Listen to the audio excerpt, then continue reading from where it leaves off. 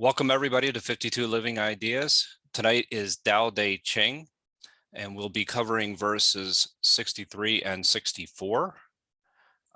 Line up by typing exclamation point in the chat to read your favorite version of verse 63 and 64.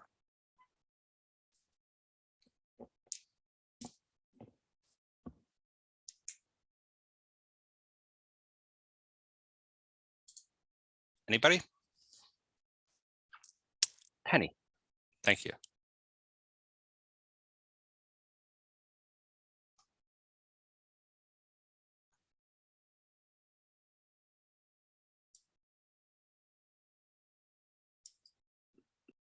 Penny, you're muted.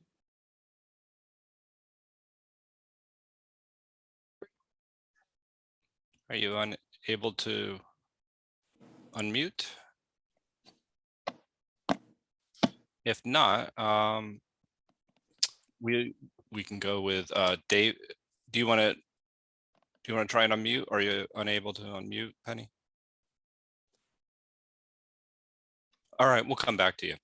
All right, so we'll go with David, followed by Evanique, then Katie.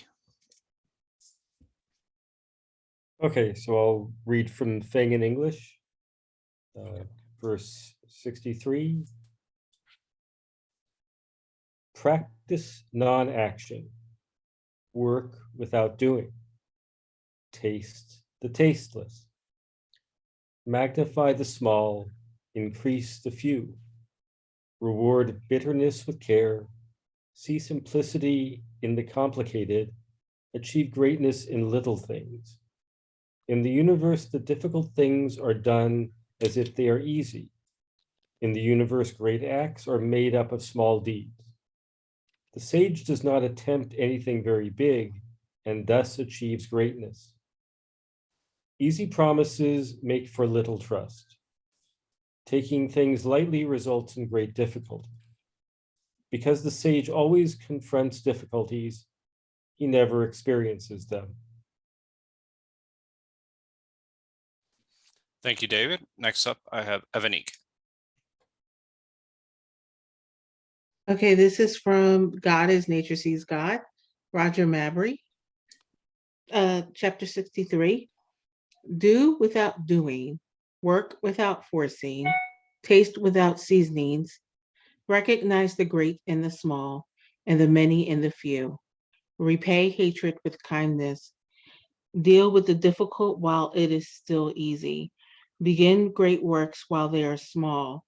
Certainly the earth does difficult work with ease and accomplishes great affairs from small beginnings. So the sage, by not striving for greatness, achieves greatness. A person who makes promises lightly is not regarded as trustworthy.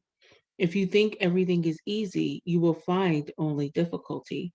That is why the sage considers all things difficult and finds nothing too difficult in the end. Thank you, Evanique. So Penny, you're unmuted now. Katie, could you hold off for a moment? Absolutely. Sure. Okay, can you hear me? Yes. Sorry about that. No problem. Act by not acting, do by not doing. Enjoy the plain and simple. Find that greatness in the small. Take care of difficult problems while they are still easy. Do easy things before they become too hard. Difficult problems are best solved while they are easy. Great projects are best started while they are small. The master never takes on more than she can handle, which means that she leaves nothing undone. When an affirmation is given too lightly, keep your eyes open for trouble ahead. When something seems too easy, difficulty is hiding in the details. The master expects great difficulty, so the task is always easier than planned. Therefore, even the sage treats some things as difficult. That is why, in the end, no difficulties can get the better of him. Thank you, Penny. And which version is that? McDonald, J.H. Okay. McDonald. Thank you. So next up, we have Katie. I I'm reading from the Stephen Mitchell version. Act without doing, work without effort. Think of the small as large and the few as many. Confront the difficult while it is still easy. Accomplish the great task by a series of small acts. The master never reaches for the great, thus she achieves greatness. When she runs into a difficulty, she stops and gives herself to it. She doesn't cling to her own comfort, thus problems are no problem for her. Thank you, Katie. Is there anyone else that would like to read their Margarita? 63, yeah? That's correct, yes. So I read in Bahasa. Melakukan pekerjaan tanpa berbuat, bekerja tanpa pamrih, merasa tanpa dirasakan, tak ada rasa susah maupun senang. Tak ada perbedaan antara besar, kecil, banyak, dan sedikit. Membalas kebencian dengan kebaikan. Melakukan pekerjaan sulit dimulai dari yang mudah. Melakukan pekerjaan besar dimulai dari yang kecil. Maka dari itu, seorang bijak senantiasa tidak menunjukkan kebesarannya dan tidak sombong, justru membuat ia mampu melakukan pekerjaan besar. Barang siapa dengan mudah memberikan kesanggupan, justru akhirnya menciptakan kekurangan. Yang memudahkan urusan, tentu akhirnya mengalami banyak kesulitan. Dari itu orang bijak tak memandang ringan segala perkara, maka pada akhirnya tak ada perkara sukar baginya. Ya, thank you. Thank you, Margarita. Brian, you're up next.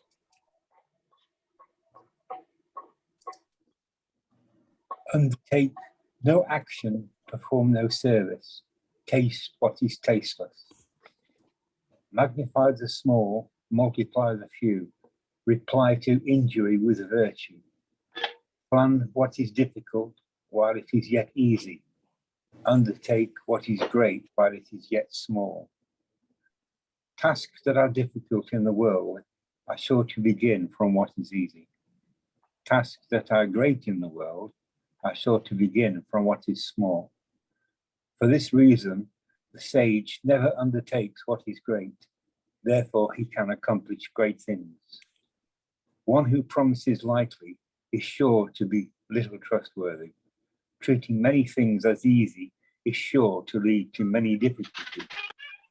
For this reason, the sage treats things as difficult. Therefore, he never has any difficulties. Thank you, Brian.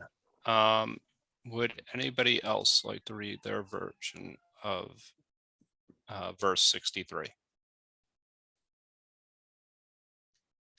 If not, Jason, would you like to share your translation?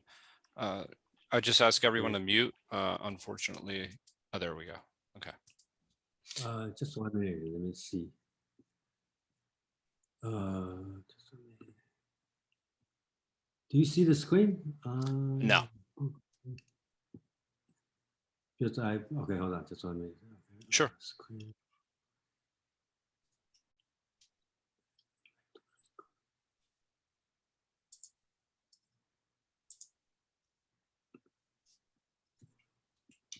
Okay, just 1 minute.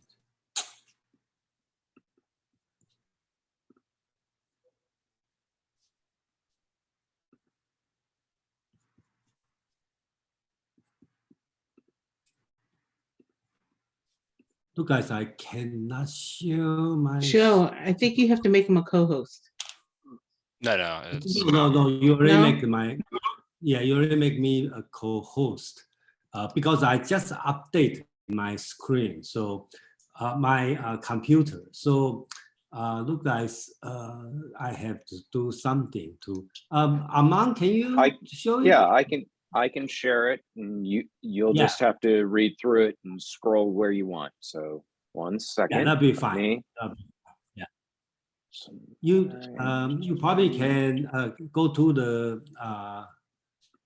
I thought I had it as well. Hang on. Go. There we go. Can everyone see that? That's your calendar. Yeah. There we go. There we go. Yeah. That's 64. 64. There we go. Great. Yeah. Oh, Thank and you, you Aman. Great. Yeah.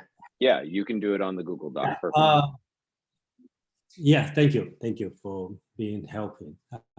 This one I think the first 3 lines is do it very well, but and then I think Amang and I try to catch up, the both the meaning and the beauty of the Chinese writing. But that's why I include the 2 lines, right? The Chinese reading is 为无为，事无事，谓无谓. So you can see that's only all in the middle words are wu, that means no, nothing. And the first and the third are the same. See, the first one and the third one are the same. First one is verb, and the last one is noun. So Chinese words can be used both verb and the noun in the same character and pronunciate at the same. So, but in English, it will be very difficult. So the translation I'm doing is practice wu-wei actions, manage non-interfering business, taste the tasteless food.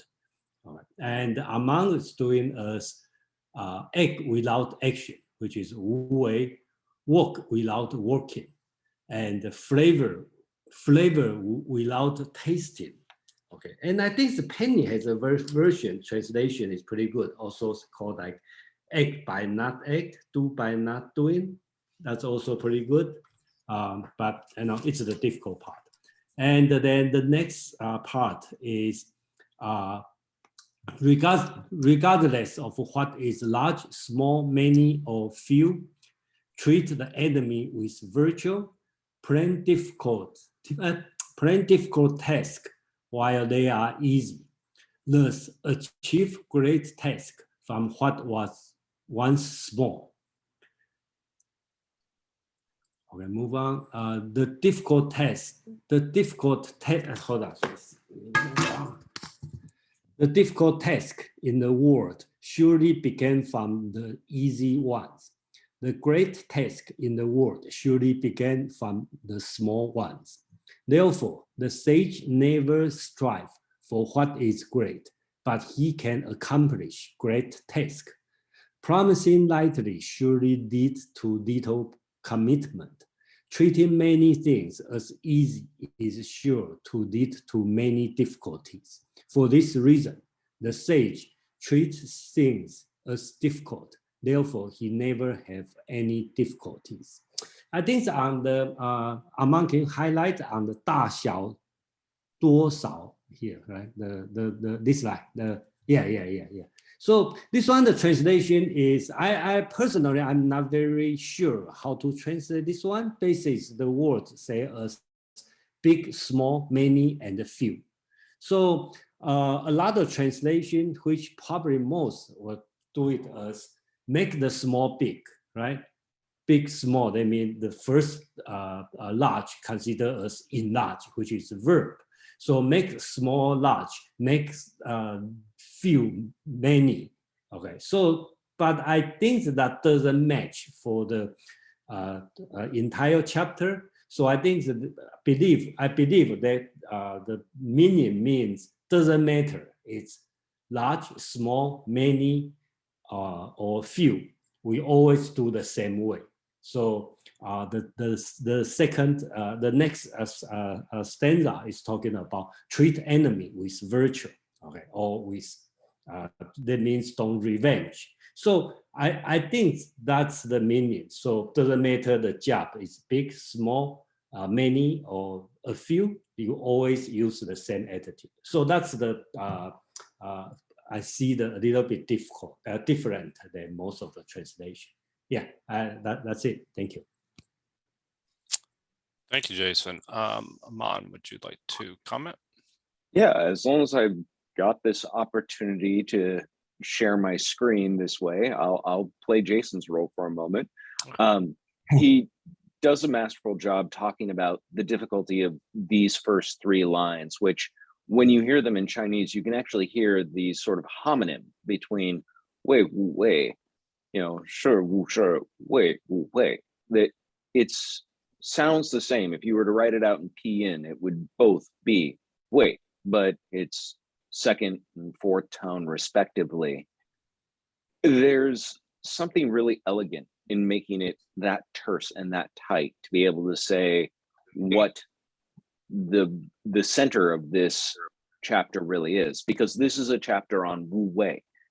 It's been pointed at, talked about, intimated throughout the text, but here you have the step-by-step sort of instructional for, you want to practice Wei Wu Wei, here is how you do it. You do these things.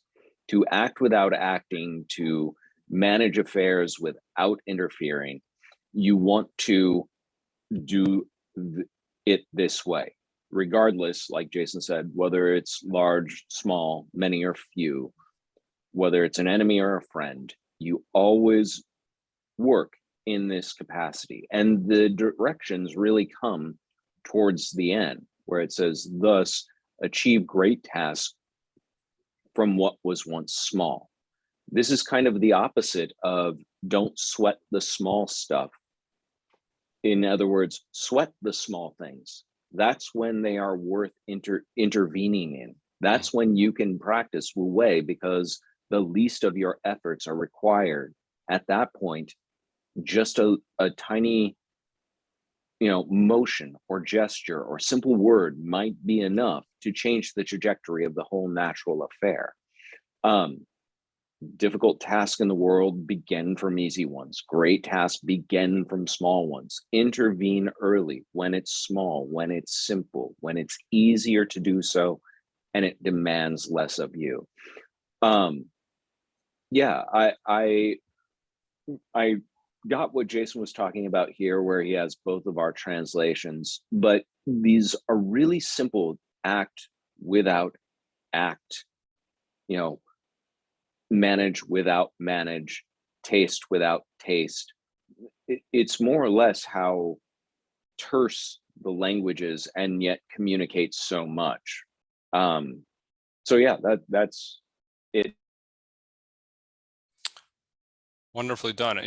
One of the interesting things when I was looking at this verse in particular, I've only found a couple, including Jason's, that Jason and Aman's translation, that that talked about the idea of tasteless food,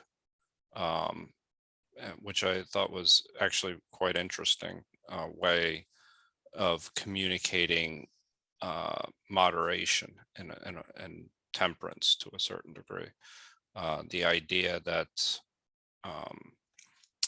that by not tasting, by not overindulging, that you're actually going to gain a greater appreciation. By not indulging your senses or your desires, that you'll actually taste food more, you'll appreciate it more for what it is. But it was just an interesting line that I had only found in, I believe, the translation that David had read, and another one. But so anybody would like to share their takeaways, what they got out of this particular verse? Go ahead and type exclamation point in the chat. And Evanique, followed by Amand and Douglas. Okay. So the one thing I wrote was, the famous phrase, how to eat an elephant one bite at a time. This is what this whole thing reminds me of. And when Aman was talking about sweating the small things, I think I was thinking of the details, right? All the little details that make something work or something not work. And usually when something goes wrong, you look back and you see like that one little detail that you missed. So I think what I love about this one is the simple fact that it's kind of telling you, take a step back, take it slow, take each step at a time and do it well. It's like treating the easy things as difficult, like do everything well, watch the details at each step. And then once you got that, move on to the next step. And then, the small steps lead to the greater steps. And I think that's true in life, is that, with good habits and bad habits, like for instance, You know, like a good habit, they tell you now takes like 3 months. And so when you start little, like when you start exercising and you're not used to exercising, they tell you to do like 15 minutes a day. And then you build up from there. So I think I like this poem because it's just an easy way to get to what you want by doing the small things well. And then you'll get to the bigger things. Thank you, Ebony. Yeah, I mean, I too have that appreciation for this particular verse. I always found that, you know, the more conscientious you are about the small things, the less they're likely to escalate. And more or less, I found conscientious people to be a little bit less anxious more times than not, because they address things quickly. And don't let things go on too long. But I do want to, I want to come back to a couple of things in Jason's translation as well. So next up, I have Aman, followed by Doug, and then I have a bunch of other people. So Aman, why don't you go ahead? I just really quickly wanted to sort of jump on the coattails of what you were talking about the notion of taste without taste, or flavor without taste. I think it's an interesting illusion, and it's sort of a stand-in for any sort of indulgence, Right. like you were saying. But you see that language used even in sort of modern colloquial senses, where we, talk about taking a bite out of life, or, really sucking the marrow out of a situation. And it always brings me back to that sort of cliche that variety is the spice of life. And if you think about the inverse of that, the flavor without flavor, if you are constantly chasing after variety, if you are constantly chasing after the new sensational of some kind or another, you will neglect whether or not something actually may be beneficial or good for you. If you're just interested in getting the next sort of gastronomic experience, then you may never ask yourself, well, wait, am I getting enough fiber in my diet? And so you miss out on something very rudimentary, but very fundamental towards health, for example. And when it comes to sweating detail, I do want to say that it's probably antithetical to Taoist principles to sweat anything. Right. If you're sweating it, you obviously didn't pay attention to it soon enough. But that's one of the keys. When in an early state, something is simple enough, it is incipient enough that intervening at that point should be an easy task. It's much easier to shape a tree from a sapling than trying to shape a full grown matured tree. So it's not just about being detail oriented, though I am a fan of make your bed every morning. It's also a question of timing, of knowing when to intervene. And the advice here is intervene as early as possible, because you can foresee the situation in advance, not once it's actually on the tracks and rolling at full steam.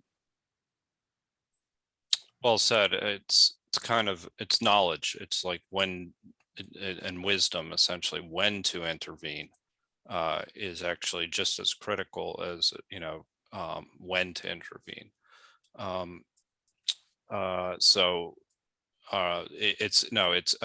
may have just actually said the same thing, but the timing of it is and knowing when you should act is really the way I look at when I read this verse. That stuck out to me in particular. Jason, do you want to comment really quickly, and then, or do you want to wait? Yeah, I can wait. Yeah, not Okay. All right. So next up, I have Douglas, followed by Katie, then David. Okay, here's the whole thing. It's a trick here. They tell you to follow the flow, but it's like making a right turn and then not making that right turn, but making a left turn. So it's kind of a flow, but it's kind of simplicity. But what it does, the whole thing is, instead of making that right turn, you're going to make that left turn, but you're going to know it, okay, how to do it. Like if you're in traffic, okay, you're going to know where to go, okay, almost instantaneously. So it's kind of really, it gets to, it said, okay, we want you to follow the flow, okay, because that's what the Tao is. It's all about harmony with nature. But at the same time, when there's a right turn, to make a left turn. So you follow what I'm saying? It's kind of that you're going to know which is the right way to go, whether it's going to be left or right. But the question is, follow the flow. You know what I'm saying? It's a kind of a trick. Thank you, Douglas. Next up, I have Katie. I really liked what Aman was saying, that small gestures can go a long way. I think one of my core beliefs, or one of my things that or principles or whatever, I'm not sure how I would explain it, but is that things can start small and become big. And I often say, like, I think this also relates to like the part whole thinking. Like sometimes you have to like look at like the big picture, like look at like the relationship and be like, well, someone says something negative. Well, you could just hurl the same thing back, or like, I heard this about you. Well, I heard this about you. And you say something that was really hurtful to them, and you lose, sight of like the relationship. Like, I want to stay friends with this person. I think like that also is part of it, is not losing sight of the whole. Yes, thank you, Katie. I agree with you. I think the small things to me are, I value them more than any kind of a big accomplishment, but every big accomplishment starts with something small. But whenever when I'm interacting with someone in general, I find that they can't fake the small things. That's really who they are. And that's something that I find to be a tell almost. And so the small things to me are much more meaningful than, say, if somebody were to do something grandiose for you or for anyone else. I find that people often, I'm just giving my takeaway, that give whatever they can when they don't have a lot is a real act of charity. Whereas, people that have a lot may, and this is actually proven out through studies, that people that have less often give a greater percentage of what they have. So I find that those little small acts of gestures, which are actually big acts in that case, but say more about an individual than, say, somebody that's doing grandiose kind of acts. David. Yeah, I wanted to read the Ursula Le Guin translation. And there's an interesting comment at the end that I'm curious for Jason and Aman to comment on. So it's titled, they title this chapter, Consider Beginnings. So it's do without doing, act without action, savor the flavorless, treat the small as large, the few as many, meet injury with the power of goodness, study the hard while it's easy, do big things while they're small. The hardest jobs in the world start out easy. The great affairs of the world start small. So the wise soul, by never dealing with great things, gets great things done. Now, since taking things too lightly makes them worthless and taking things too easy makes them hard, the wise soul, by treating the easy as hard, doesn't find anything hard. There's an interesting commentary that, I'm going to butcher the Chinese. She refers to a Chinese word here, which I'm not sure how to pronounce. But it says, Whaley says that this charmingly complex chapter plays with two proverbs. Requite injuries with good deeds is the first. The word, and she says te, sorry, don't know exactly how to pronounce this. Here, meaning goodness or good deeds, is the same word Lao Tzu uses for the power of the way. Power is goodness, he says in chapter 49. So having neatly annexed the golden rule, he goes on to the proverb about taking things too lightly and plays a paradox with it. So given all of the comments that Jason's made about consistency between chapters and this, I was just curious or wanted to point out that comment from Ursula Gwynn about this word and goodness or good deeds and how that might reflect in other chapters that we've studied. I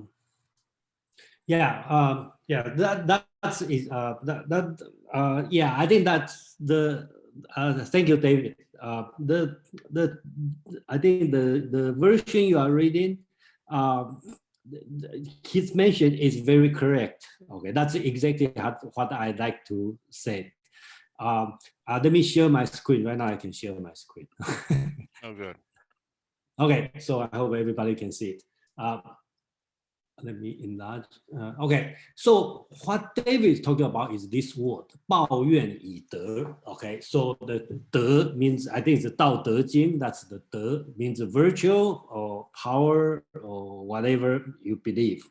Okay, so here, this word, this 4 word, 抱怨以德 is very important in the daily, or not, should not say daily, but basics, that's important Chinese saying, because I think that I translate as to treat the enemy with virtue.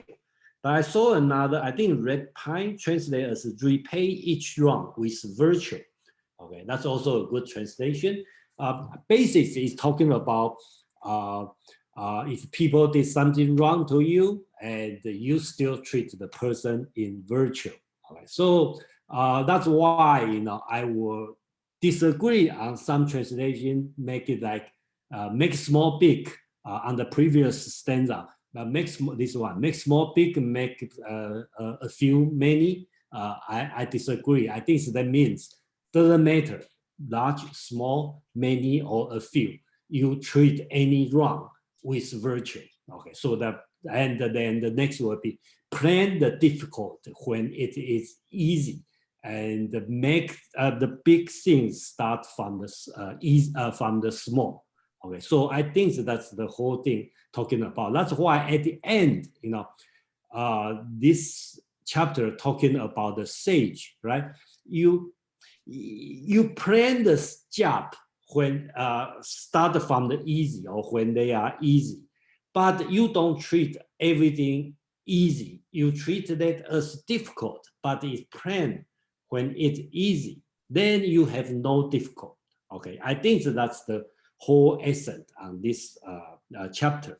Yeah, and one thing since I'm speaking, one thing I think very important for me is this thing, 谓无谓. Okay, many different translations, but I think none of the translations really catch the Chinese words on this one. I think that means ask you to be not only content, be mindful. So you probably see somebody, right? Some people when they eat, they put the spicy salt, put a lot of salt, a lot of greasy, and they feel like enjoy. But some people can eat like just plain rice, just plain bread, a little bit, and feel very satisfied. Okay, it sounds like the person is eating the insipid, you know, food, or doing. You can extend to the daily life. Some people just like clean the floor, doing the routine things, and it looks like it's a very boring job, but the person still enjoy it. I think the third one, 谓无谓, really talk about this kind of behavior, but use the tasting, the tasteless food as a metaphor.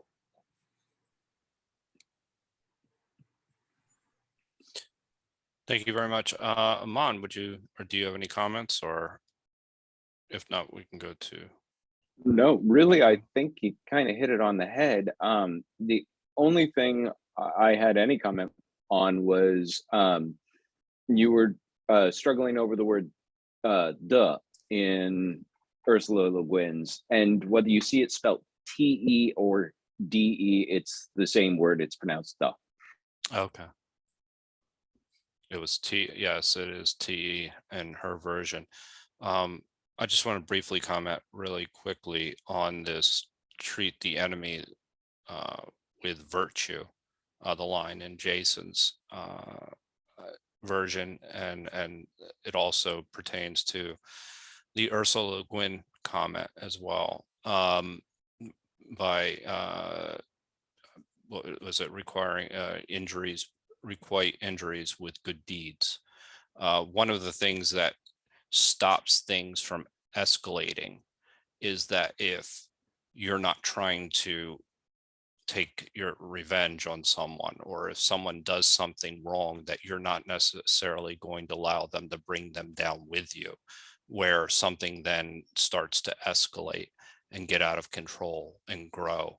And you can see this is as true with maybe small skirmishes between two groups, or it could be is true with you as an individual. Somebody says something, you react to it, they react even more, let's just say like an enemy, as Jason has, and as it says in Jason's translation. And that escalation actually leads to something much bigger, where something gets out of control very quickly. So behaving virtuously when you're offended is very helpful in stopping something from getting out of control. So next up, I have Madeline. Yes, thank you, Jason and Aman, for this excellent translation, and Joe for hosting. I can see this as a very good advice to princes sort of chapter. Easy promises make for little trust.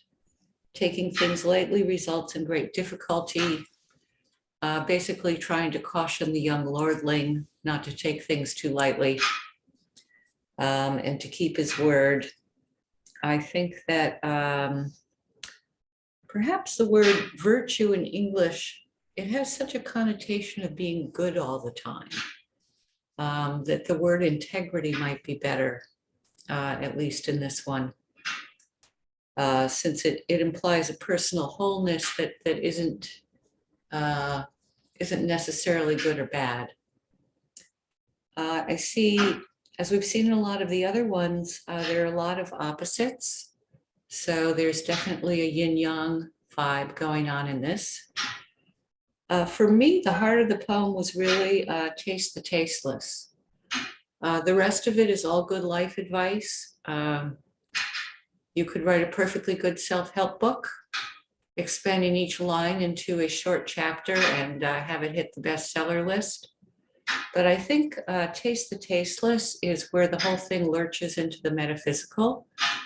I think that which cannot be tasted, but which is nonetheless food, is the Tao. So the savor that thing which you cannot savor with your senses. It's saying, so to me, this seems like the only part of the poem where it really sort of goes deep into what the wellspring of all these behaviors would be to taste to experience the ineffable.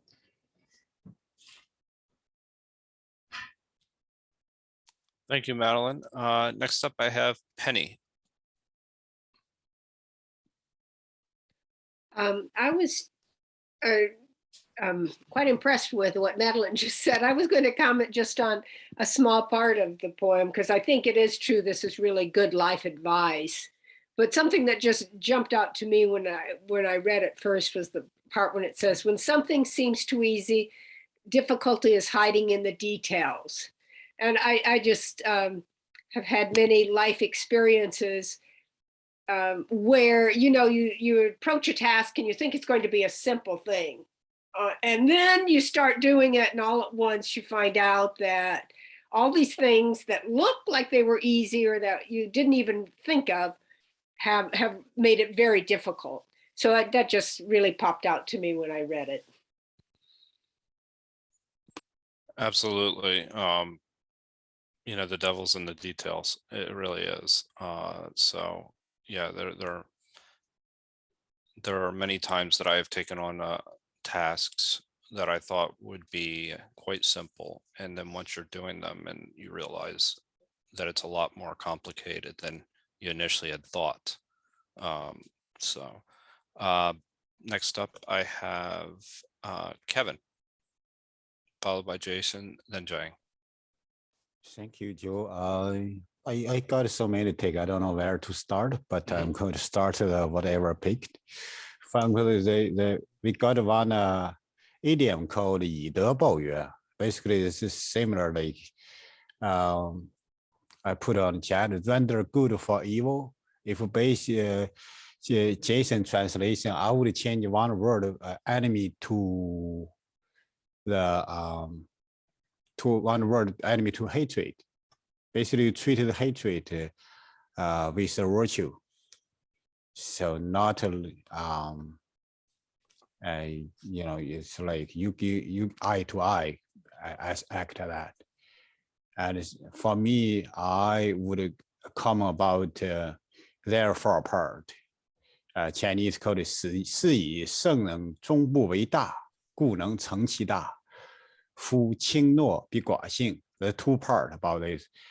The sage never work the big. Let's see, I'm going to do the big. Even they can accomplish a big task, but they don't to say that. That is going to about if you use one word, you think about trust. If you think of politician, trust, they promise more, but they accomplish less. That's God is. If let's see, I say less, promise less, but attribute more. That's make you trust more. If you keep, let's see, that's the second one. Promise very light, but you cannot do that much. You less trust or less commitment. By the way, for the first two, that's a Chinese pattern. It's like yin and yang. Do and not do. Try comparative understand meaning, find a balance and harmony. Understand 为无为，是为是，为无为 from taste, from doing it, and manage the task. So, thank you. Well, yeah, thank you, Kevin. And I agree with you. This idea where in Jason's translation, therefore the sage never strives for what is great, that they don't necessarily have these great expectations, that they actually start understanding whatever they're doing may grow into something, but they don't necessarily look at as everything as some spectacular accomplishment that is to be had based off of just one action. So I want to quick add more. Yeah, for that's culture. It's like from Asia normally, actually Chinese, traditional Chinese normally don't say promise too much. Even they can't do it. We feel that arrogant. Just do it. Normally see less, do it. People shy away. Oh, that's I helped you. I work to contribute more. No, it's that's a little bit culture different. Thank you. very interesting. So next up, I have Jason, followed by Jang. Yeah, thank you, Kevin. Yeah, I think you catch a very important issue on the so-called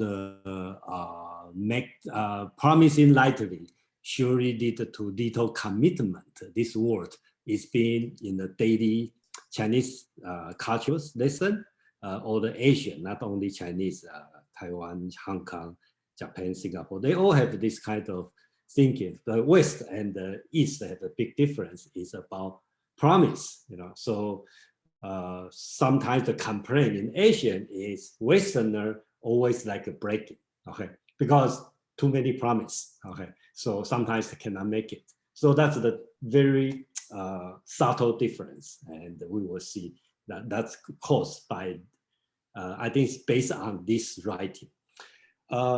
Another important, or another thing Kevin talk about my translation about the treat enemy with virtue. I totally agree. Enemy is not a good word. And I think the original word called yuan actually should be complaint, blame, okay? Treat any complaint with virtue, okay? That if I have to do word-to-word translation, that should be, that word, yuan means complaint, okay? People dissatisfied, okay? So I think that's me. And I use enemy, maybe too political, you know, too much extension on that. So I think I should work on this one a little bit later. Another comment is about the Madeline. Madeline made a very good comment about this word, treat enemy with, or treat complaint or with virtue. And she said she doesn't think the virtue is the right word. She should use integrity.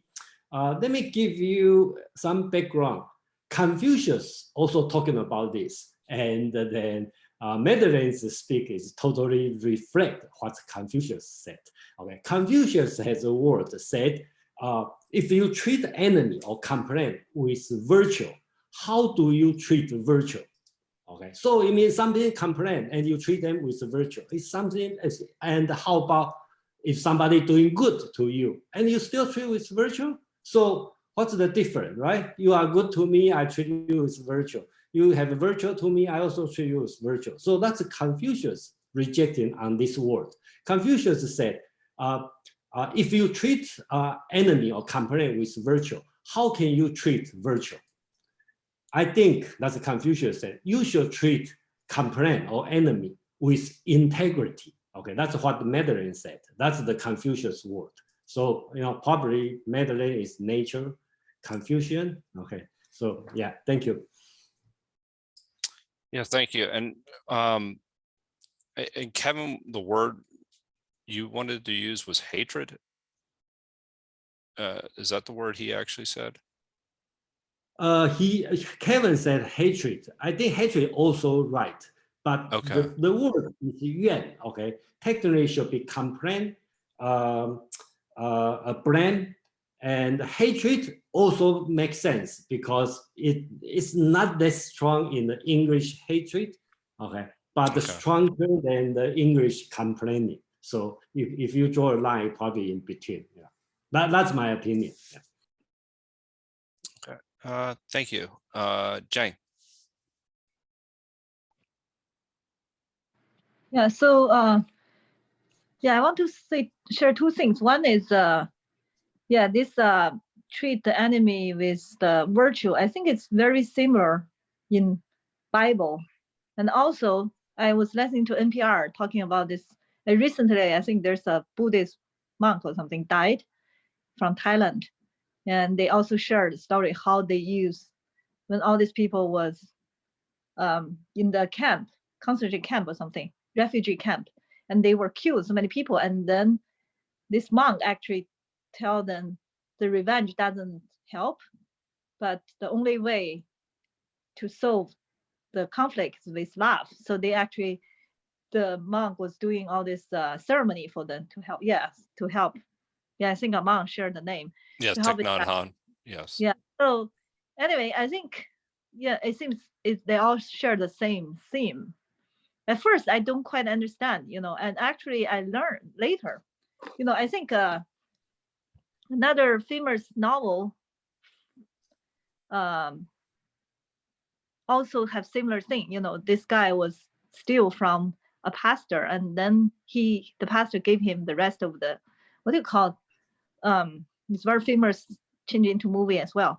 So at first I don't understand why they doing that, but then I realized that's the only way to change people, I guess. You know, because if people hate you, if they hate your left face, you need to show your right face. I don't understand why. That doesn't make sense at the beginning, but then it makes sense to me later, because if they hate you the right face, they want to show they're more powerful than you.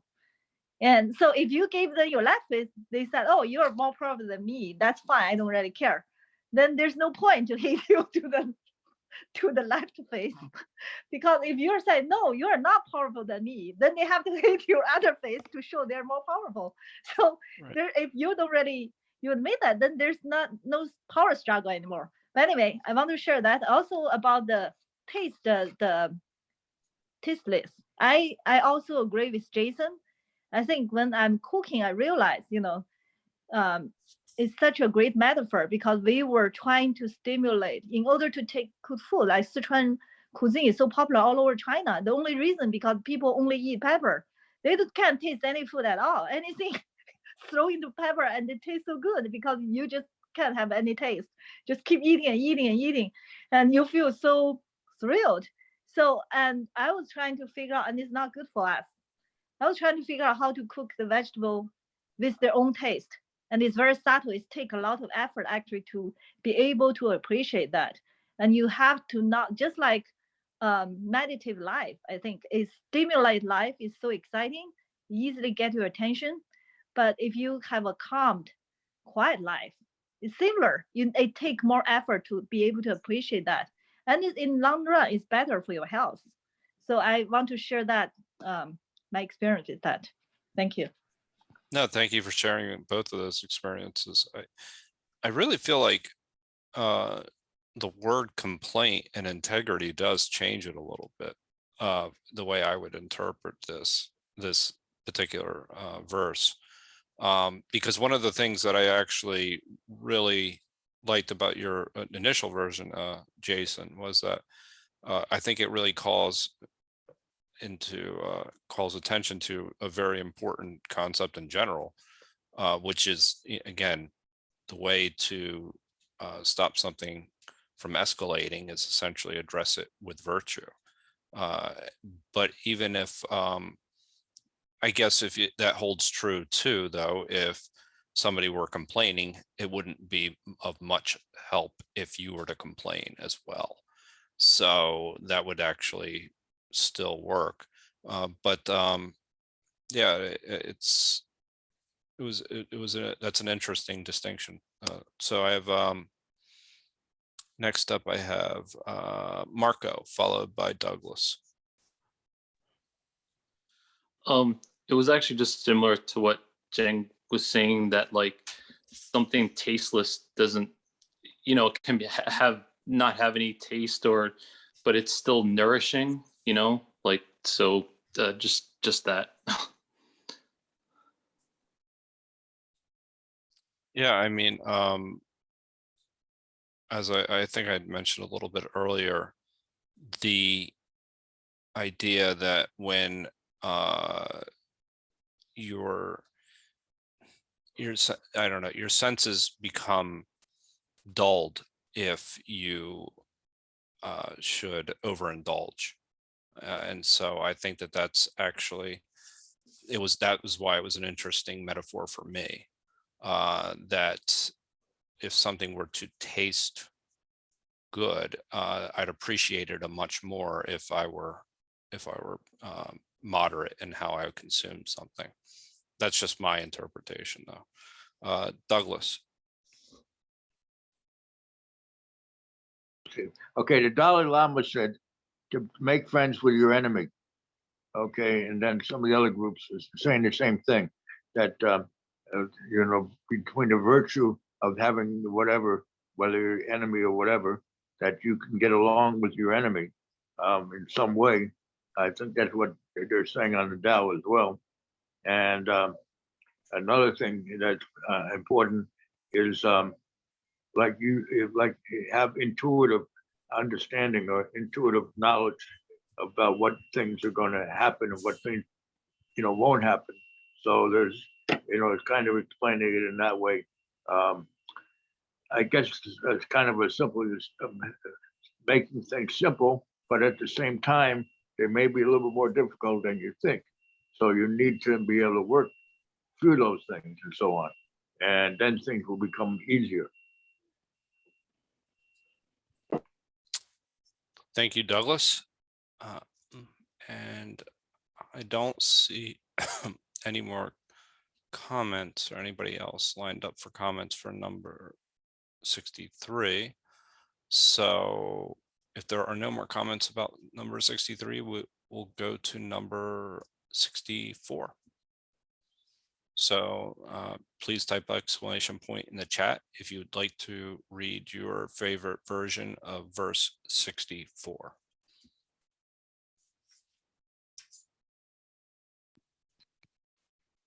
Avanique. David, followed by David. So this is from God as Nature Sees God, Roger Mabry. 64. What is at rest is easy to maintain. What has not yet happened is easy to plan. That which is fragile is easily shattered. That which is tiny is easily scattered. Correct problems before they occur. Intervene before chaos erupts. A tree too big around to hug is produced from a tiny sprout. A 9-story tower begins with a mound of dirt. A 1,000-mile journey begins with your own 2 feet. Whoever tries will fail. Whoever clutches loses. Therefore, the sage, not trying, cannot fail. Not clutching, she cannot lose. When people try, they usually fail, just on the brink of success. If one is as cautious at the outset as at the end, one cannot fail. Therefore, the sage desires nothing, so much as to be desireless. She does not value rare and expensive goods. She unlearns what she was once taught, and helps the people regain what they have lost, to help every being assume its natural way of being, and not dare to force anything. Thank you, Avanique, and thank you for going first. I have Penny followed by Margarita. Okay, this is J.H. McDonald. Or I'm sorry. Did I skip David? Yes, I did. Yeah, that's okay. Do David. Okay, David, go ahead. Apologize there. No problem. I'm just gonna let Penny go ahead. Fine. So thing in English, peace is easily maintained. Trouble is easily overcome before it starts. The brittle is easily shattered. The small is easily scattered. Deal with it before it happens. Set things in order before there is confusion. A tree as great as a man's embrace springs from a small shoot. A terrace 9 stories high begins with a pile of earth. A journey of 1,000 miles starts under one's feet. He who acts defeats his own purpose. He who grasps loses. The sage does not act and so is not defeated. He does not grasp and therefore does not lose. People usually fail when they are on the verge of success. So give as much care to the end as to the beginning. Then there will be no failure. Therefore, the sage seeks freedom from desire. He does not collect precious things. He learns not to hold on to ideas. He brings men back to what they have lost. He helps the 10,000 things find their own nature, but refrains from action.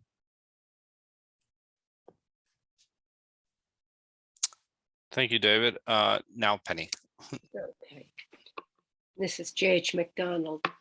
Things are easier to control while things are quiet. Things are easier to plan far in advance. Things break easier while they are still brittle. Things are easier hid while they are still small. Prevent problems before they arise. Take action before things get out of hand. The tallest tree begins as a tiny sprout. The tallest building starts with one shovel of dirt. A journey of 1,000 miles starts with a single footstep. If you rush into action, you will fail. If you hold on too tight, you will lose your grip.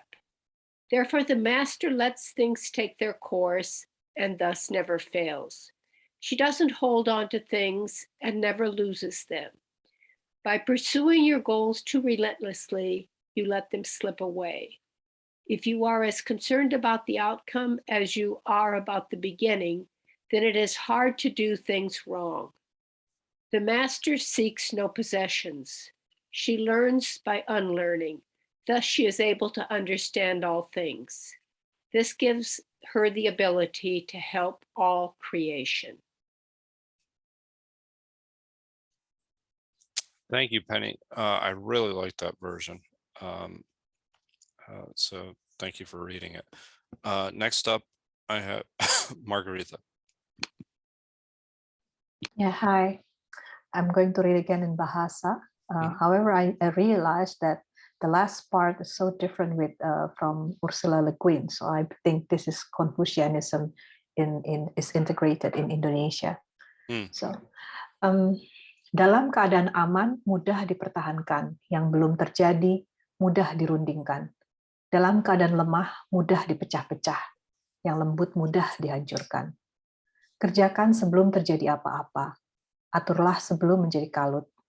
Pohon yang besar dimulai dari tunas yang kecil. Gedung 9 tingkat dimulai dari setumpuk tanah. Perjalanan 1000 kilometer dimulai dari satu langkah. Siapa yang mengerjakan akan gagal. Siapa yang menguasai akan kehilangan. Seorang bijak tidak berbuat apa-apa, maka tak mengalami kegagalan. Tak menguasai apa-apa, maka tak kehilangan. Seorang bijak menginginkan yang tak diinginkan orang, tidak memuliakan barang mewah yang sukar didapatkan, mempelajari apa yang tidak dipelajari orang, untuk membenarkan kesalahan orang banyak, untuk membantu segala makhluk kembali pada sewajarnya dan tak berbuat aneh-aneh.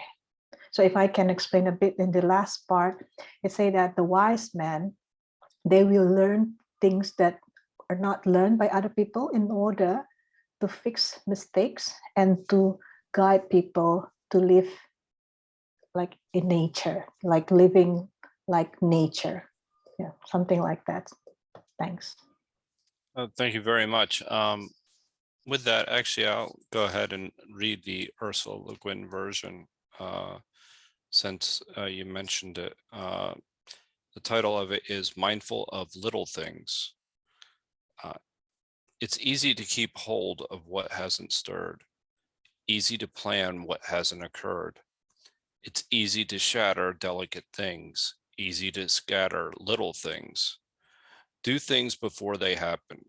Get them straight before they get mixed up. The tree you can't reach your arms around grew from a tiny seedling. The 9-story tower rises from a heap of clay. The 10,000-mile journey begins beneath your foot. Do and do wrong. Hold on and lose. Not doing, the wise soul doesn't do it wrong, and not holding on doesn't lose it. In all their undertakings, it's just as they almost finished that people go wrong. Mind the end as the beginning, then it won't go wrong. That's why the wise want not to want. Care nothing for hard-won treasures. Learn not to be learned. Turn back to what people overlooked.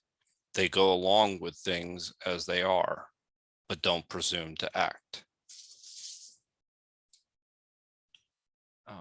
So since there is no one else, I don't see anybody else lining up to share their favorite verse, then why don't we just go ahead to Jason? Yeah, thank you. I think this chapter is very long, and Yes, but I think the translation probably is pretty consistent, and so I kind of like, since all the translation are almost the same, I'm kind of focused on the structure of this chapter. So I divided it to 4 parts. First part, talk about some common sense, right? We always know the small thing or the light thing were easy to scatter, and the brittle thing were easy to break, and then this kind of nature thing. So that's the first thing Lao Tzu is talking about. Then the second part, he talked about some nature.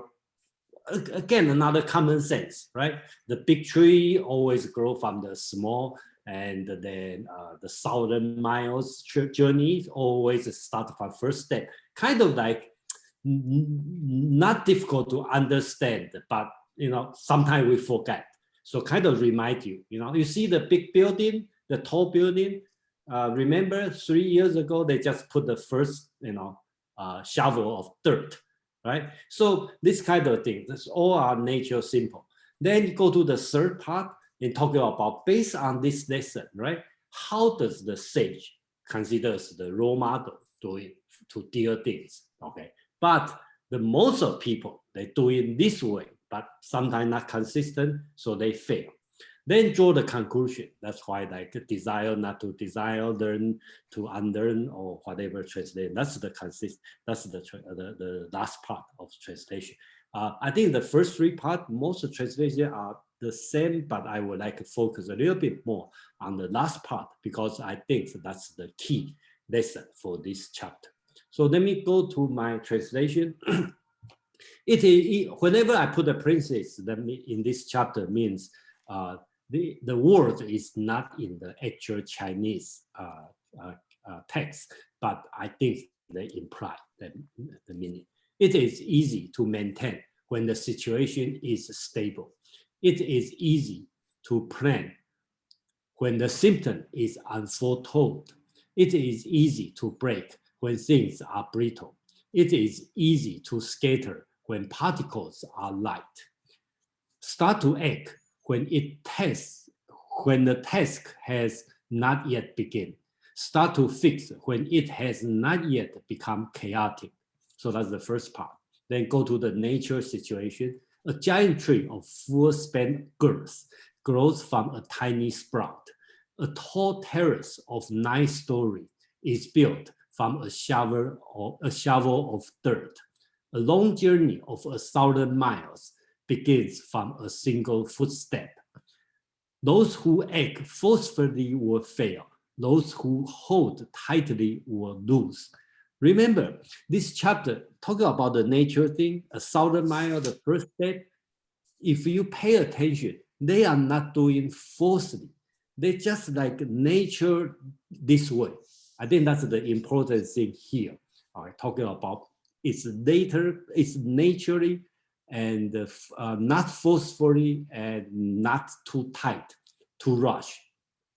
Then the third part start to lie to the conclusion. For this reason, the sage acts with Wu Wei, so he never failed. He doesn't hold too tightly, so he never loses.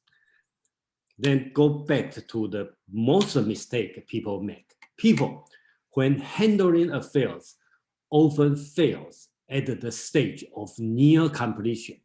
They should be as prudent at the beginning as at the they should be prudent at the end as at the beginning, so they can have no failures. So that's important, because if you do it forcefully or you do it too rushed, usually you finish like 80%, 90%, then you fail.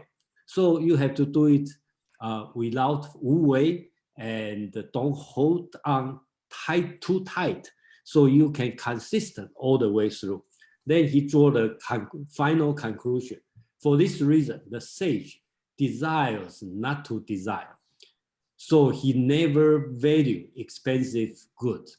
He studies what is not studied, so he can restore what people have missed. To assist all things in their own way, he dares not to interfere. So I think the last 4th stanza, or I call it the last part, is the conclusion of this chapter, because the title is assistant to all things. Basics, the key is assistant. So everything will grow by its own way. Everything can do it naturally. The role of a sage, that's assumed, is the ruler of the empire. What his role is just assist, not to interfere, because just like big tree will grow from the small tiny sprout, the tall terrace of story just start from a shower of dirt. So everything just nature. The the sage, the ruler, just assist to all things. So that's it. Thank you. Thank you, Jason. Aman, would you like to comment? This is probably one of the more famous chapters. That infamous phrase, the journey of 1,000 miles begins with a single step, is something I think most people have heard, whether they attribute it to the Dao De Jing or not. And I agree with Jason that it is in that last 4 sentences, the last stanza, where most people have some trouble discerning exactly what is meant. And I think Jason's translation did an excellent job of extracting the core lesson of this chapter, that the idea is to be of assistance to all things. And that last line, dares not to interfere.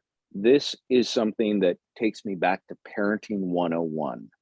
I just envision watching your child stacking blocks or doing some task that they're struggling with, but they're intently focused on, and you can see that they're about to tumble. And I've watched more than one parent's instincts be to rush over and help fix it for them. Whereas if you have real courage, you can sit and watch the child fail at the task. And hopefully in failing at the task, they learn for themselves how to try it again in a new way, in a new fashion, and perform it better.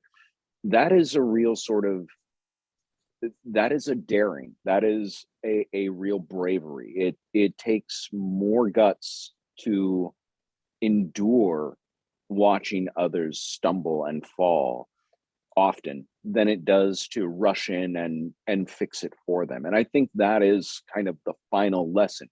You are to be of assistance to all things. You are not to try and do for everything, because everything is capable of doing for itself, given just the right circumstances. That sapling will grow to that tree. That tower will be made from shovelful of dirt, and your 1,000-mile journey will be completed as long as you are careful, cautious, and pace yourself. You can't sprint a 1,000-mile journey. You won't make it 1,000 miles. You have to understand the limitations and rest when you need to rest. Do what needs to be done to assist the process along. So yeah, I think Jason's translation really extracts a meaning that gets lost sometimes in some of the other translations, because the idea that the ruler doesn't do anything seems to be the connotation that a lot of people get out of that last line. And I think that is wrong. That's not the message that's being imparted at all. I really like the parenting example, and just allowing the act. It is an act of courage to allow, your child in particular to fail. I think it's also, it's an act of courage to essentially, to not necessarily, to not try and do everything for someone.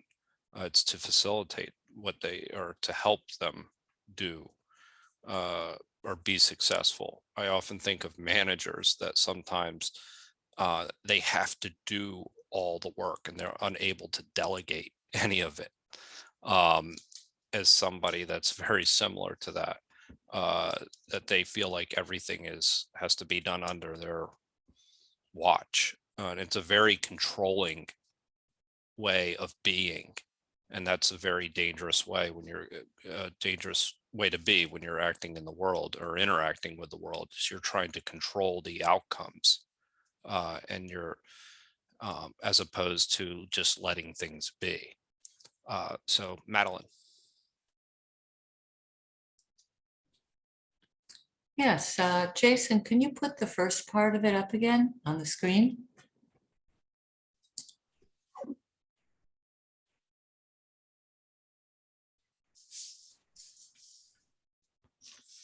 Great, okay.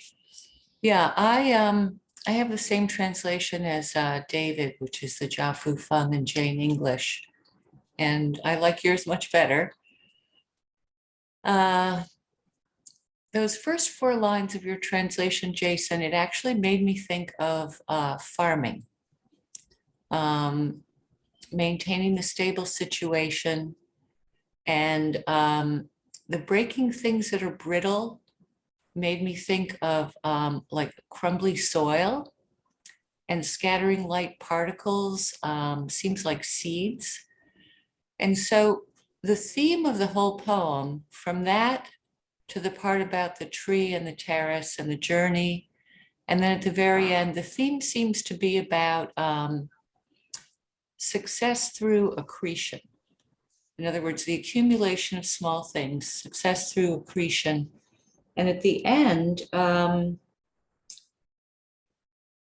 what the sage, if you can go to the end part, the last verse.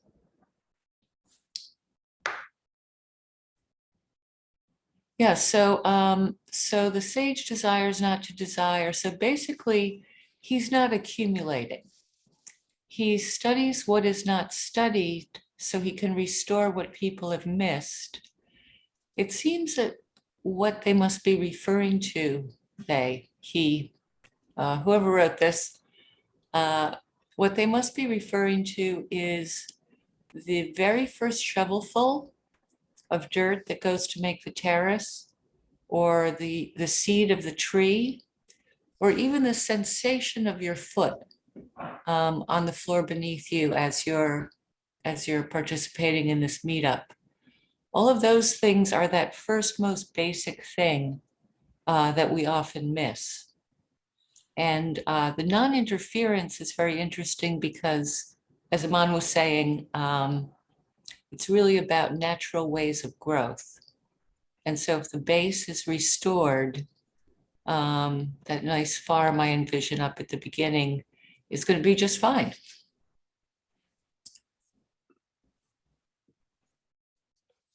Thank you, Madeline. Okay, everyone, type exclamation point to, or do you, Yeah, Jason, would you? Yeah, go ahead. Let me continue from what Madeline talked about this.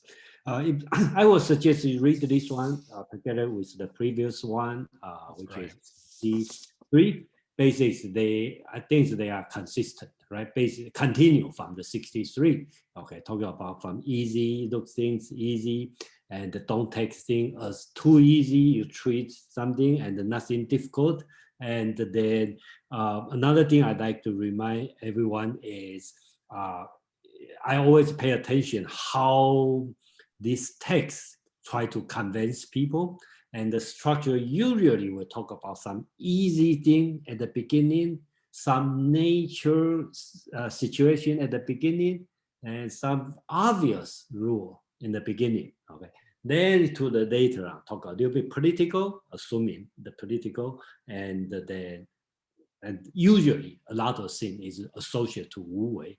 That's why I like to translate to Wu Wei. You can say the whole 81 chapter is talking about Wu Wei.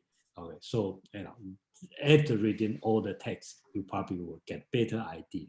I will assume everyone been here for long enough get a much better understanding of Wu Wei than the first see the words about Wu Wei. Yeah, thank you.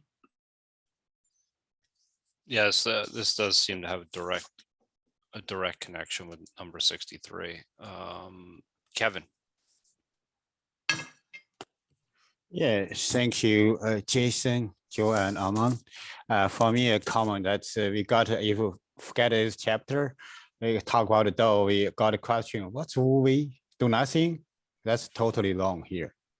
That's the first, Aman already mentioned that a giant tree, about the tree, how the tree grow from a sprout, and tall building from the ground build, and a long journey of 7 miles, beginning from a single footstep. Anything that human being interfere this. So that's Wu Wei, that's from step by step. All the days, easily understand what's Wu Wei. So now we got a lot. maybe effortless is better. And they also based from the modern project level understand this. You have a Pareto principle. 80% of a cost create 20% of cost create 80% of result. And for project itself, normally last mile is so hard. Why? If we from this chapter, they say persistent from beginning to the end, treat the end like a beginning, consistent. However, if connect to last chapter, we promise more, we're doing less. That's the trouble. What's happened? Maybe you cannot finish the project. Thank you. Thank you. Folks, go ahead and type exclamation point in the chat to comment on verse 64. Oh, go ahead, Jason. Yeah, look, guys, nobody raised hand, so Yeah, not a lot of interest in this. I want to bring about an issue. I hope not too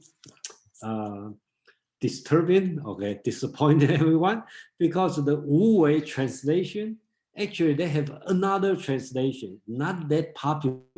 And gradually I find out it makes sense, okay? So it's a little bit bothered me, but I just want to bring up, okay, since most of people here are quite mature about the meaning of Wu Wei.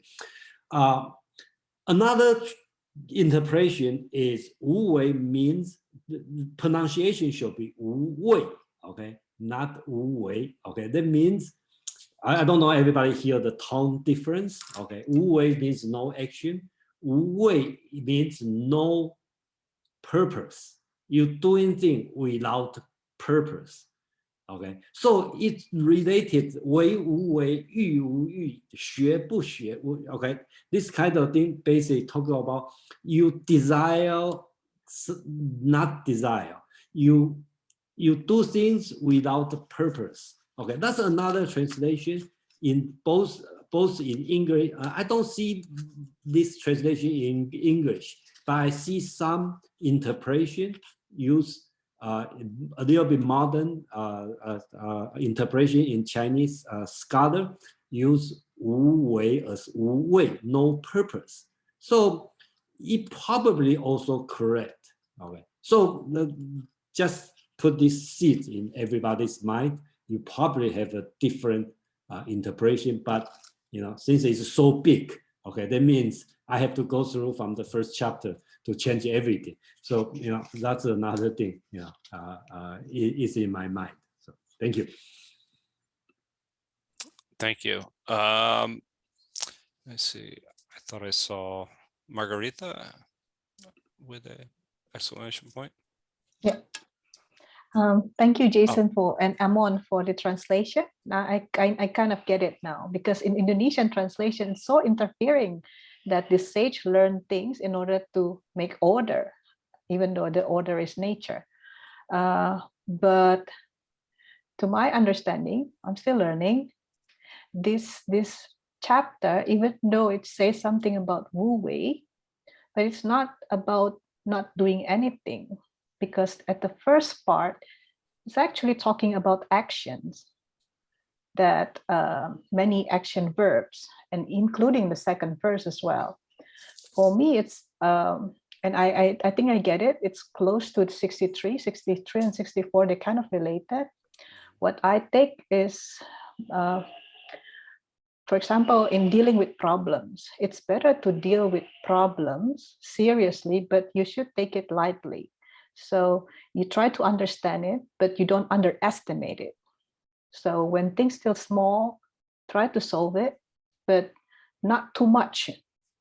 So in a way, this is Wu Wei, but not in a not doing, in a sense. But it's more about, before you do things, try to understand what is your desire, your flavor, what you want, your things that you treasure. So to make sure that if we need to do action, it's not out of our self. It's not on our purpose, but it's something that should be done naturally, just like a sage. Yeah, to do things, but not due to desire, something like that. Thank you. Thank you, Margarita. I'm just going to make a brief comment about something that, the idea that somebody in Jason's translation, those who act forcefully will fail, those who hold tightly will lose. For this reason, the sage acts with Wu Wei and never fails. He doesn't hold too tightly, so he never loses. I think about this where this is kind of like being like water, and not holding on, and then that's just one aspect of it, going with the flow of things, but also not hanging on to the forms. So something Shrikant talks about here with a lot with form follows function, but as opposed to not hanging on to the form and actually thinking about the function of what the thing is supposed to be doing. So when you're hanging on to a form, you're holding on to something that what is, and it doesn't allow for change to occur, so that you're not necessarily focusing on what it should be doing. And so that's one example that I found pretty interesting with this one, this idea that when you hold too tightly onto, whether it be a job or an institution of some sort, and it doesn't allow it to change appropriately to serve whatever purpose it may have. So those are I just wanted to add that comment in. Next up, I have, forgive me, I lost a little bit of track here. I have Kevin, followed by Amon, and then Madeline. Or Douglas, then Madeline. Yeah, hi, Joseph. Thank you, guys. I want to show another idea about the movie. It's from this pattern from last chapter to this chapter. The first three for the first chapter, at least, is 为无为，是无是，为无为. From we act without action. Let's see, we act without do somebody else is not doing. I do it. That's from that. Let's see, act. Nobody act. I acted. That's from this chapter. From he 64 last. I like Jason's translation. I'm going to read it from here. For this reason, the sage desires not to desire, so he never value expensive good. And then he studies what is not studied by others. Let me add my comment. So he can restore what people have missed. Another in Dao is no competition. I don't want to compete with him. I want to add, like Margarita add. I'm going to restore it. I'm going to fix whatever people has missing, makes the beautiful world. So for here, people value those as expensive good. I don't value it. I'm going to find some value my own. If we back to chapter ago with is away with Dao said, I'm alone. People you're going to celebrate, doing this. I'm alone. I have my own interest. Here I study. I think one word investing, innovation. iPhone never have before. Nobody learned doing it. I'm going to do it. I'm going to find something awesome. I studied what nobody studied. So I kind of find some way. Thank you. Thank you, Kevin. Amon. Thank you. Sorry, trying to retain my train of thought on insomnia. No problem. No problem. What Jason was saying earlier, and what I think Margarita touched on, and actually I do think Jason, in this translation, you get at that second meaning of hui, as in the hui shama, which is how you would say why in Chinese or in Mandarin, but it literally translates something more like for what, hui being for and shama, what. So this for is where that idea of purpose comes from. When you have hui as purpose or for a thing. And in Jason's translation, where he has the line, I have to actually look now. The sage desires not to desire.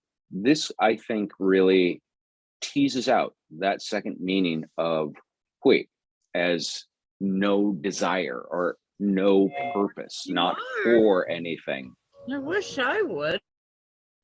Sorry about that. That's okay.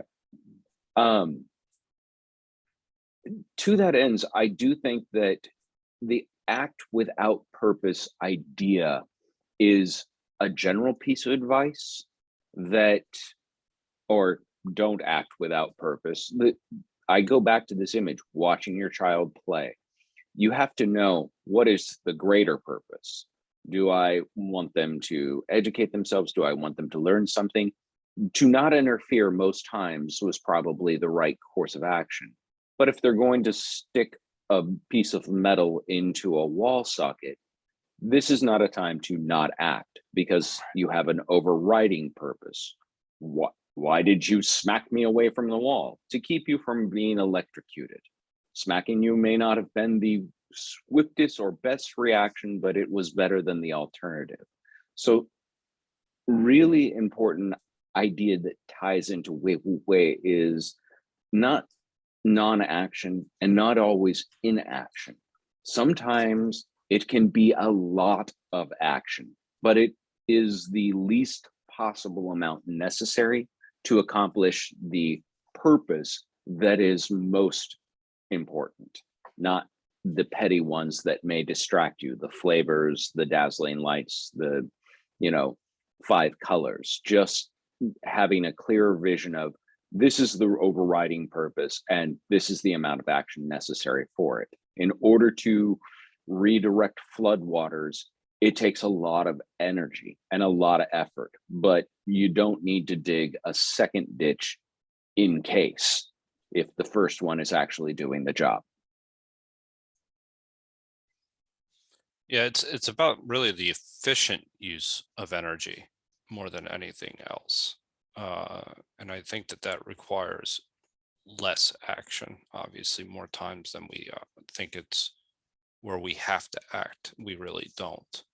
I really liked the examples as well. Again, thank you very much. Douglas.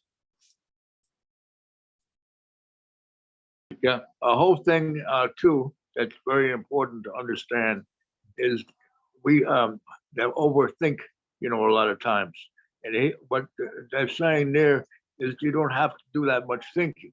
It's not important. It's important to be natural and not have to worry about all the time thinking and so on, because that would only confuse you. So what it's kind of getting to is doing without really thinking about doing something, that we have natural impulses or natural things that we can pretty much do. And it wants to stop all this, head thinking and everything else, because you get confused and so on. So in a way, it's coming to me that stop all this thinking and just do.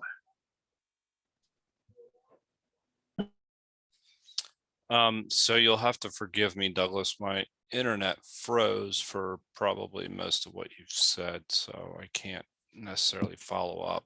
But I'll work it again. I'll go ahead and explain it again. Okay, so the whole pretty much the idea of what he's getting to in a lot of ways is we need to stop so much thinking. Okay, thinking too much is not good. Okay, and we should be natural, and we should pretty much live in accordance to nature. Okay, according to not worried about all these different this thing and that thing, and you know, get confused that way. So the best way to really is, you know, that we have natural ability to let things to be able to do things without all the thinking and making ourselves crazy with all this thinking and so on. So I got that pretty much from what it's saying. So we should be natural, and we should be able to pretty much be without all the thinking. We should just do things without all the thinking. Thank you, Douglas. Next up, we have Madeline, followed by Penny. Thank you, Jason, for that wonderful reinterpretation of Wu Wei. You approached it with such delicacy, I thought it was going to be something off color. And I was very, I just absolutely loved it, that it could also be no purpose, because work and purpose are both so intertwined. And also no purpose really captures the non-teleological aspect of Taoism. You know, we're not working towards an apocalypse here. And it just, and then I thought, okay, so for a native Chinese speaker, this duality must be inherent in the words as you read them. And so definitely we miss things in translations all over the world. And also that I wondered if sometimes it could be read, the Wei Wu Wei, which I'm totally mispronouncing, could be read as the purpose is no work, or the purpose is no effort, or the work or the effort is to have no purpose. So it seems just wonderful and sort of introduces this slightly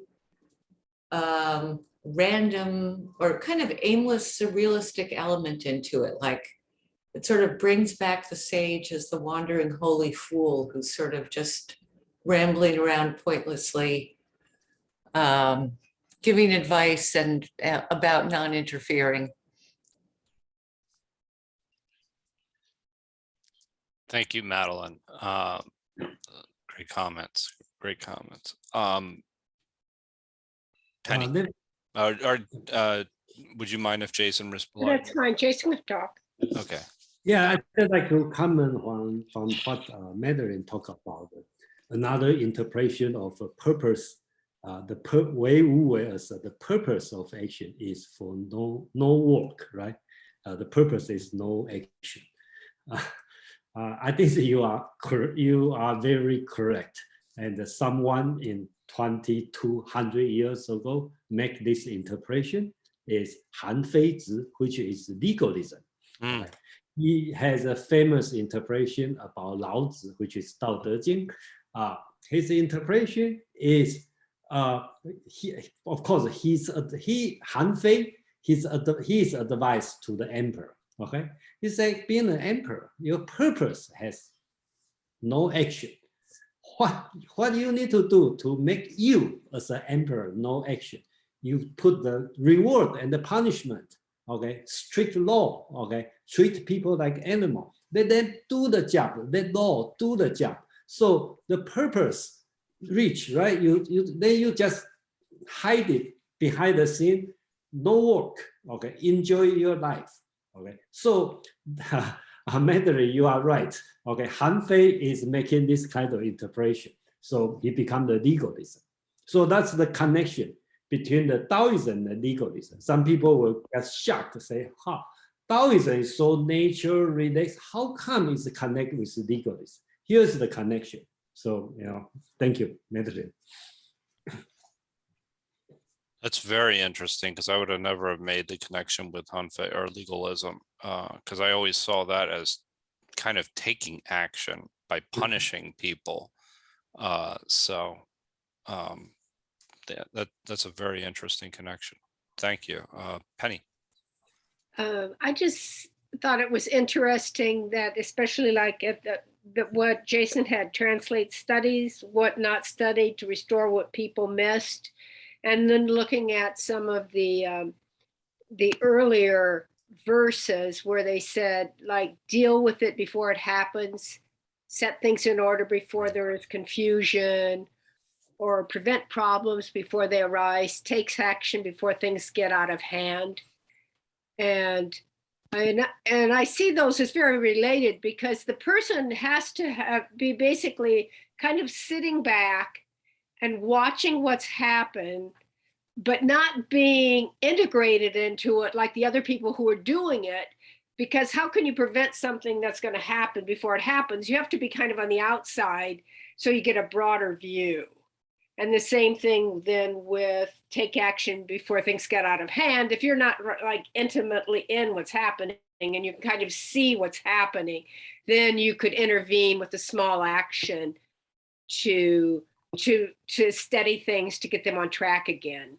So it just seems like the sage is somebody who's kind of withdrawing to a certain extent and just watching what's going on, letting things happen, and then just making small interventions when necessary. I like that a lot, because I really think that speaks to what Aman was getting to earlier with a couple of his examples. With specifically, not it's knowing when to interact, but with this, just the parenting example, sometimes you let something happen. It's not that you never take action, where you don't stop the child from doing something that is going to harm, where they're going to harm themselves, but it's about taking the least amount of action and being efficient with your energy. So I agree with that. Douglas. I mentioned first, Pasquale said he's sorry he couldn't make it because he couldn't get the link. He said the next time he'd be glad to get in, the one I'm talking about before, who's a noted authority when it comes to Taoism. So I'm going to get him, to come to the next time, hopefully. Okay, so he was sorry about that. But also the thing on it, acting natural, and being able to not only, be in harmony, but he's getting to the whole thing from what, it's really, and Alan Watts, okay, who was my teacher, would always say he loved Taoism, because of simplicity and the way that it's presented in such an easy, and yet you can't understand it, okay, because it says one thing, okay, that it will tell you, and then, it goes to another area of the same thing. But it's kind of the simplicity, of that message on 64, really how things should be simple and it shouldn't be so complicated. So bring things in a simple way and make things, let things be, okay? Let it not, like I said before, overthinking, but let the simplicity of whatever it is. Okay, thank you. Thank you. Aman. Yeah, I wanted to try and sort of take a hold and square this circle, if that I'm allowed to make that Absolutely. analogy. The real key and the underwriting sort of subtext to the text of becoming apt at Wei Hu Wei is sensitivity, attention and sensitivity, really knowing which direction the wind is blowing, so that you're able to make those assessments as early, as quickly as possible. It reminds me of a scenario which some of you may sympathize or be able to identify with, others wouldn't, but anyone who's ever gone fly fishing,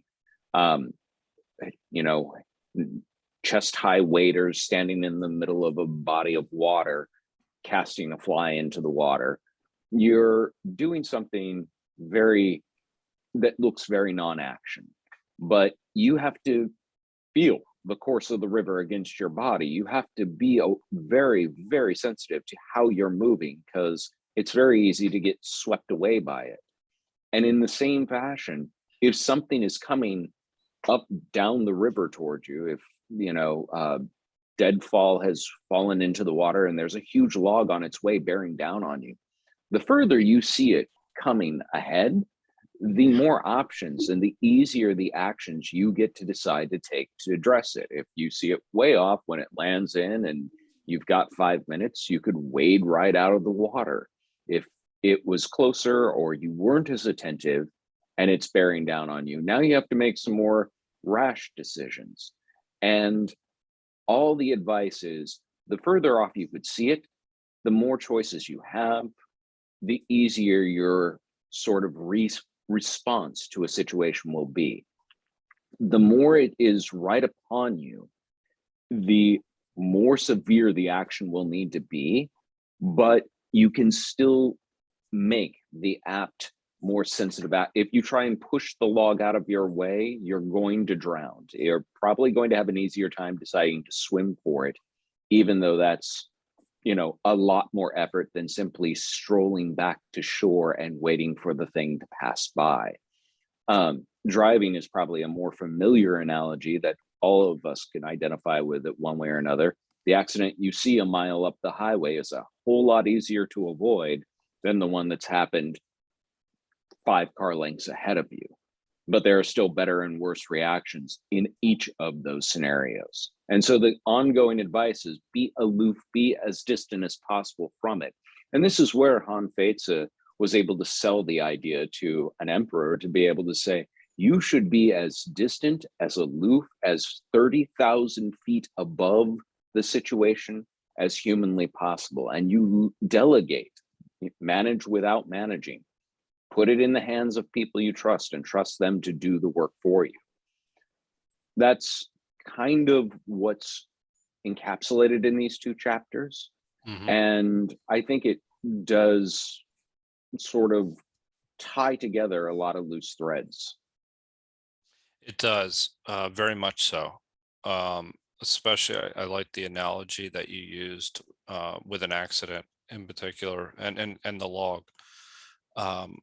It's kind of, it links directly back to chapter 63, that when the type of action that you're taking, knowing when to take the action and then knowing what the appropriate action there is to take, will ultimately allow, there's a right action to take that it will ultimately be less, how shall I say, strenuous of an action.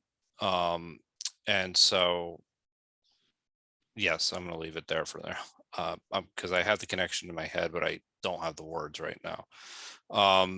I would even venture to just adjust it by saying the better action. The idea of right action seems to be that there is an answer, and it seems to me that there's always better action to do, and the better is always going to be the one you have the most time to make the decision to do. I like that a lot too. And because the better action would always be kind of taking care of a problem immediately, as opposed to waiting for it to develop and get worse. So those words actually make a very big difference in how I just explain myself. Let me see if we have, I didn't see any other hands up. Madeline, did you have another? Yes. Okay. I saw the explanation point underneath your text. Okay. Yeah, what Aman was saying about the log and the water and the fishing and everything, it brought to mind that I Ching hexagram that usually gets translated as critical mass. It's an image of like a roof collapse, the accumulation of too much weight. And I'm wondering if 63 and 64 are in some way a commentary on that. And I don't have the book, unfortunately. I don't have the I Ching. And I'm wondering what hexagram immediately precedes critical mass. Like, could it be something that implies taking care of small things.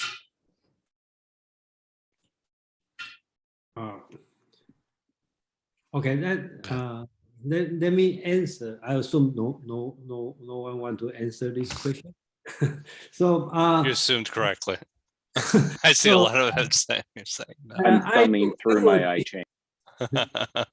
yeah, I Ching. That's before some people call I Ching, and unfortunately, that person know Chinese, so he translated I Ching as I Ching, which means love, romantic. So he will say, "Oh, okay, that's an ancient Chinese book about romantic love." So just side story.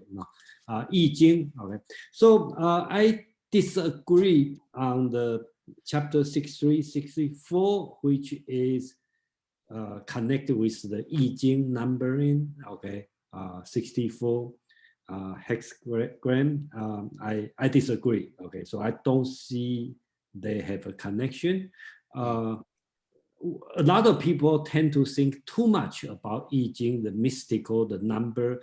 Well, it could be my bias, but I don't see this way. Okay. Oh, Jason, excuse me. I actually wasn't. I don't know what number that hexagram is.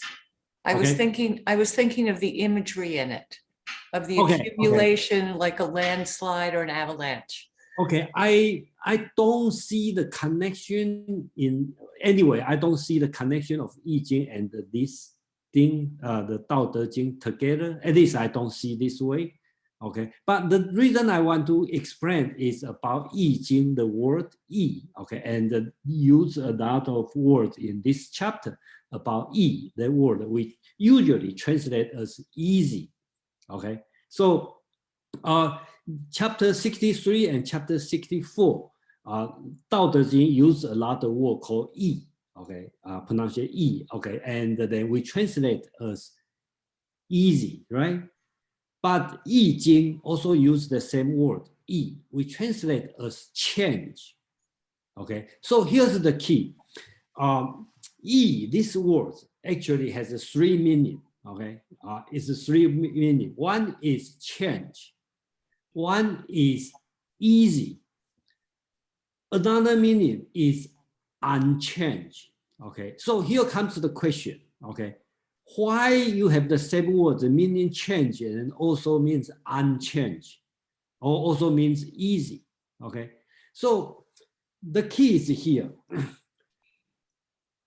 Yi means change in I Ching. Okay, that means 64 hexagram and they keep changing, and also means unchanged, means constant, because after you figure out this changing rule, that's unchanged.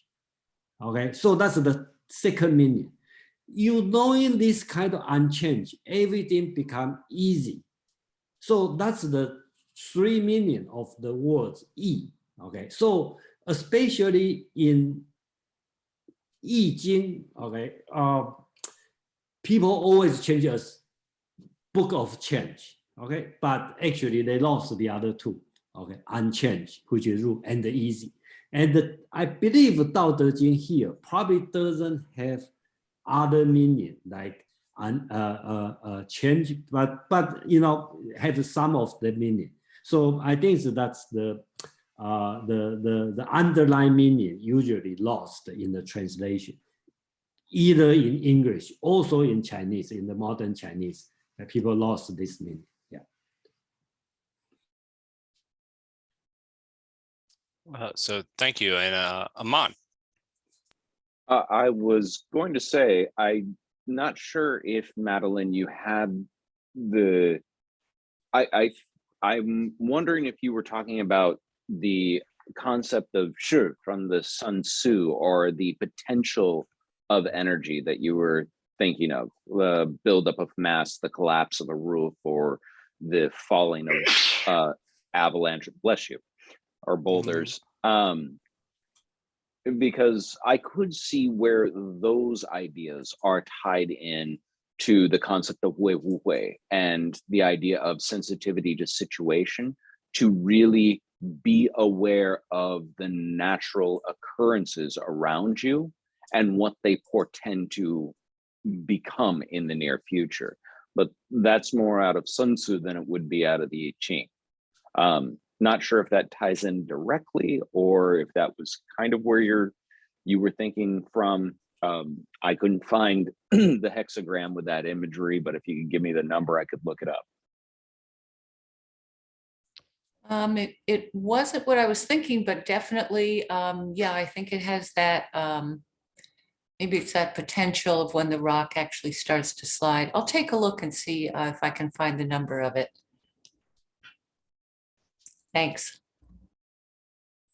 Yeah, I don't recall that off the top of my head. But let me see if there are any more comments in the chat, and there aren't. So thank you, everyone. I just want to do a couple of quick announcements. Thank you, Aman and Jason, as always, and thank you, everyone, for your participation this evening. I really appreciated everybody's comments.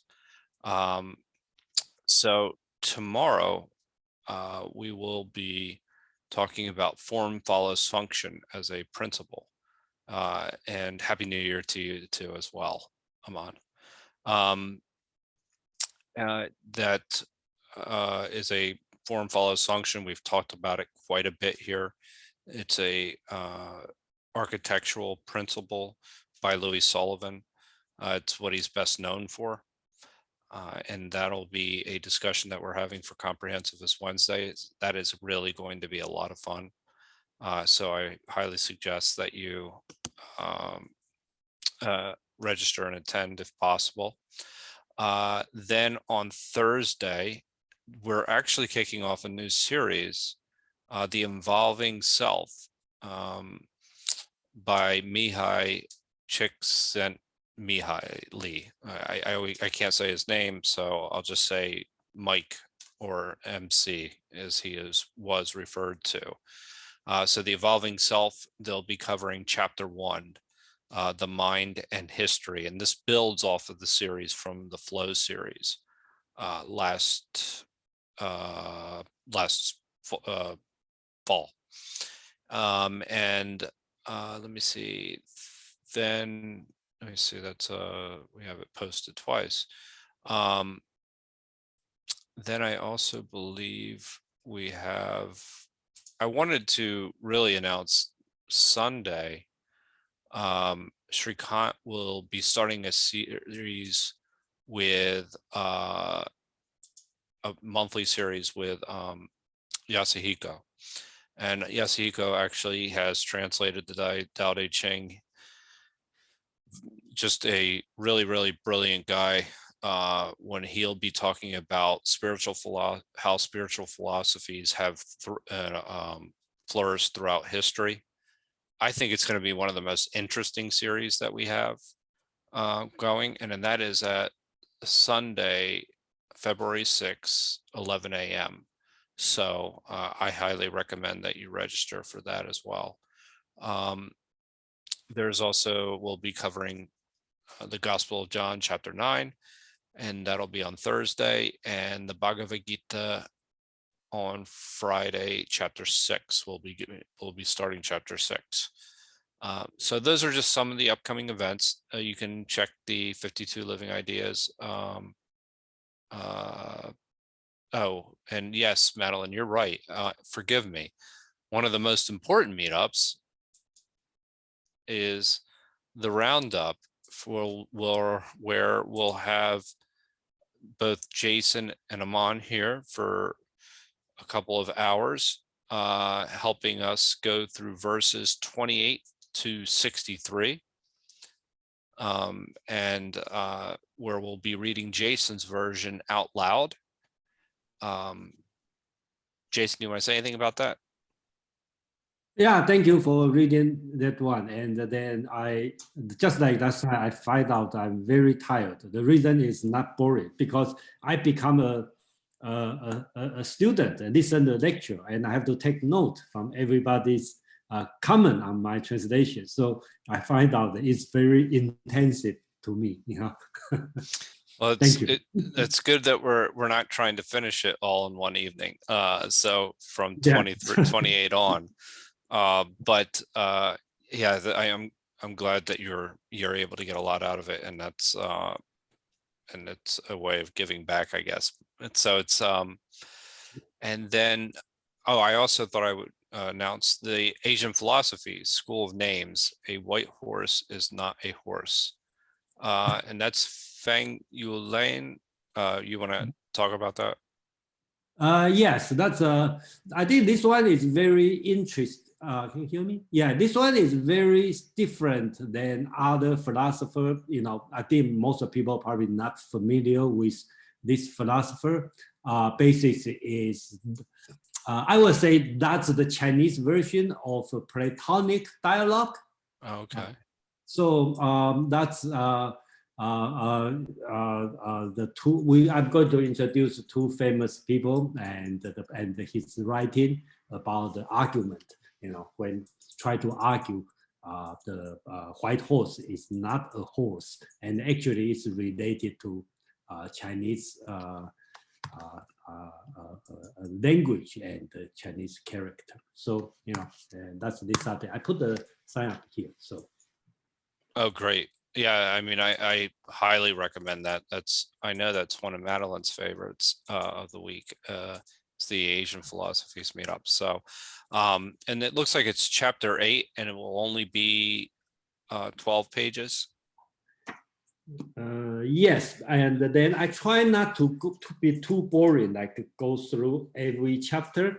Right. So you know, and then feels like Confucius and Taoism, most of the people are familiar, and then we will have a more section to introduce. So I just try to move on to the later philosophies. You know. And again, that's Saturday, February 5th at 7 p.m., which is a really good time for me.